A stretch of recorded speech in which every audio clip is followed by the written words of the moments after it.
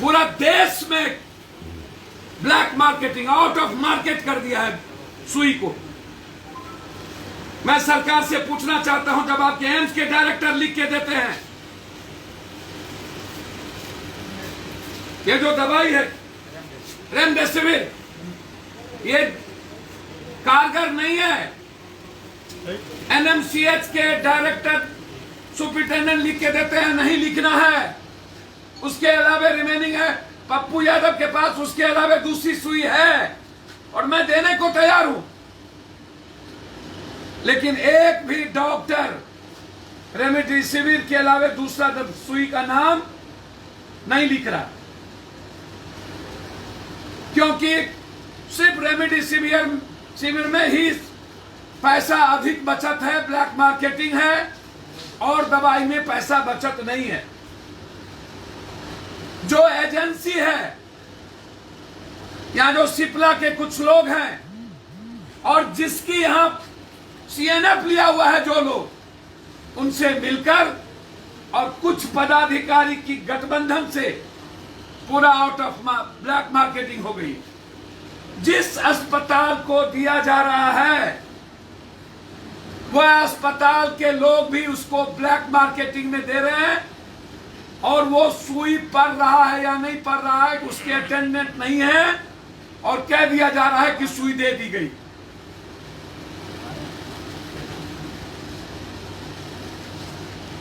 प्रधानमंत्री जी और मुख्यमंत्री जी, यदि आप हिंदुस्तान के लोगों की सुई देकर के हिफाजत नहीं कर सकते हैं, सिप्ला कंपनी गुजरात के, महाराष्ट्र से पप्पू यादव को फोन आ रहा है, हमको रेमडेसिविर दिलवा दीजिए, मर जाएंगे।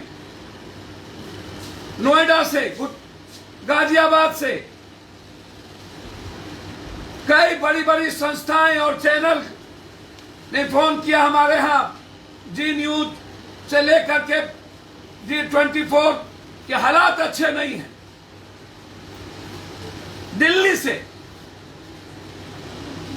और कोई सुनने वाला नहीं। सुई रहते हुए अस्पताल में सुई नहीं पड़ता है पेशेंट को। एनएमसीएच की स्थिति त्राहिमाम है और वहां ऑक्सीजन भी रात में जो ऑक्सीजन भर के आता है वो ऑक्सीजन गायब हो जाता है, खाली जो सिलेंडर है उसको लगा दिए जाते हैं ऑक्सीजन लगाकर। एक भी सीनियर डॉक्टर भीतर नहीं जाता है एनएमसीएच के अंदर, एक भी सीनियर डॉक्टर। कोरोना पेशेंट को मरने पर छोड़ दिया गया, कोई भगवान भरोसे है, कोई मॉनिटरिंग करने वाला नहीं है, लैट्रिन बाथरूम साफ करने वाला नहीं है, अटेंडेंट को बेचारे जाने नहीं दिए जाते और कहा जाता है कि सब पॉजिटिव हो गए इसलिए हाथ खड़े कर दिए।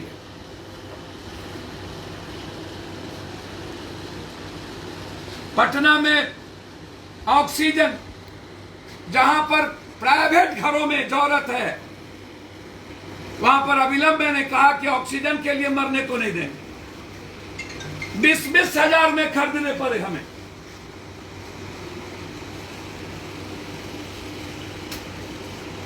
$11,000 में छोटा, 20,000 में बड़ा। आरा से हमें फोन आ रहा है कि ऑक्सीजन सदर अस्पताल में है ही नहीं, एक भी ऑक्सीजन नहीं है सदर अस्पताल में। अभी टीवी कोई चला रहा था कि टोटल ऑक्सीजन की डकैती हो गई, क्रिमिनल लूट के लेके चला गया।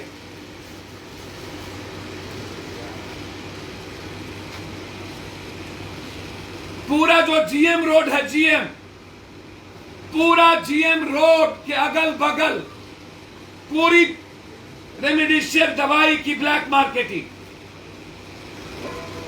34,000, 24,000, 25,000, 70,000, 45,000।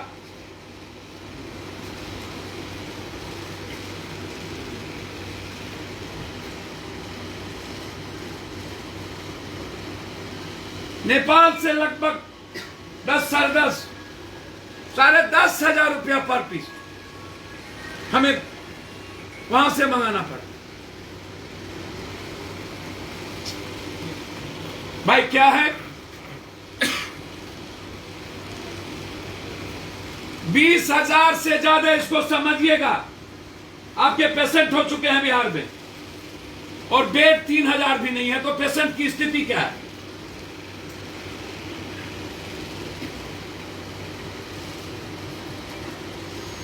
मैंने मेदांता को डॉक्टर सहित और बेड सहित, मैं जानना चाहता हूं, झारखंड के मुख्यमंत्री ने बेड के साथ, ऑक्सीजन के साथ बेड लगवाने का काम किया है कुछ? क्या कारण है कि ये काम हिंदुस्तान के प्राइम मिनिस्टर और सीएम नहीं कर सकते, बिहार के सीएम नहीं कर सकते?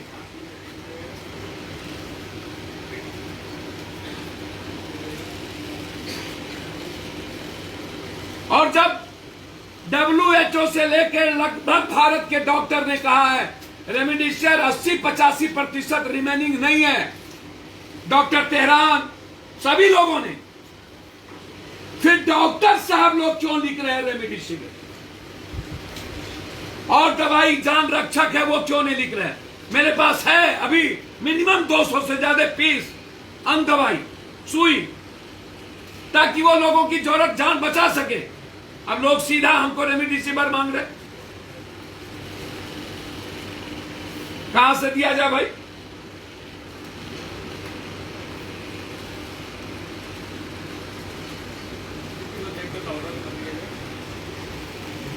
जी सर, मुझे तो समझ में नहीं आता, लॉकडाउन रिमेनिंग है क्या?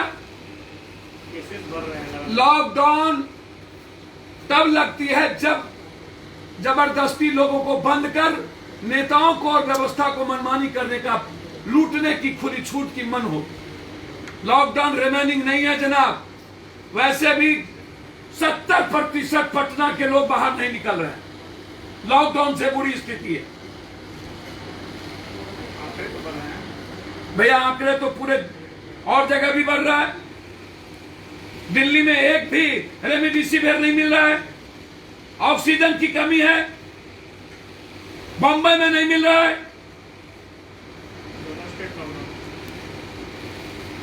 पूरे देश में यदि एक दो स्टेट कर्फ्यू लगाया है 4 दिन 6 दिनों के लिए, तो बिहार में आप सचेत क्यों नहीं हो रहे? आपने तो लगाया है। मेरा सवाल है दवाई से, और कुछ लोगों का सवाल है लॉकडाउन से। मुझे तो समझ में नहीं आती, लॉकडाउन से आदमी कैसे बचेंगे? उनको दवाई जरूरत है बेड की, और बेड नहीं है।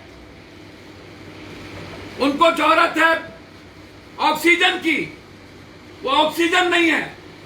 और मैं बार बार कह रहा हूं, ये एम्बुलेंस वाले की माफियागिरी को रोकिए, नहीं तो हमारे युवा और छात्र भी एम्बुलेंस के खिलाफ 24,000 रुपया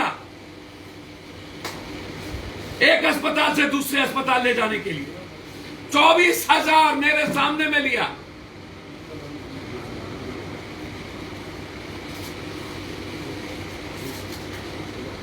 पीएमसीएच में मैं खड़ा था, पैसा लिया।